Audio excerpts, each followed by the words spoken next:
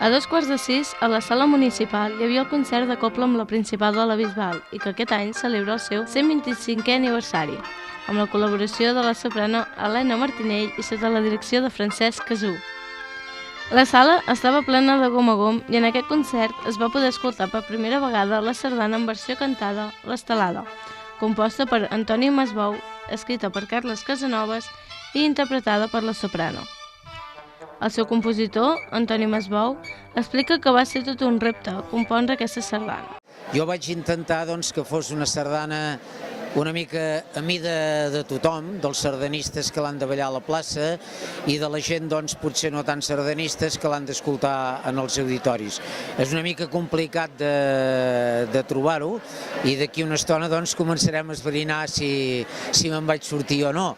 La música normalment s'ha d'anar sentint i conforme es va sentint va entrant en la gent i per tant el resultat potser una mica més segur el tindrem d'aquí un temps, però espero que com a mínim la primera impressió sigui bona avui. Carles Casanovas, impulsor del grup d'Havaneres per Bo, explica el significat de la lletra de la sardana. La història és molt simple, és mirar de lligar una parella que s'estimen amb el poble i al mateix temps amb el país, amb els ideals de país. Llavors comença amb una parella que s'estimen, ell li explica que l'estima molt, però que al mateix temps també estima el seu país i que no està renyit de compartir aquesta estima entre tots dos.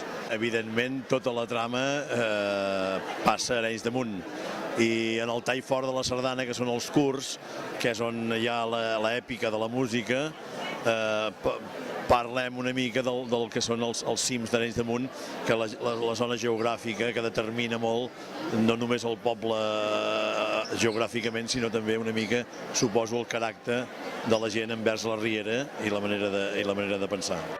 Seguidament es va tornar a tocar la sardana en forma d'audició per la gent que al matí, per culpa de la pluja, no la va poder sentir.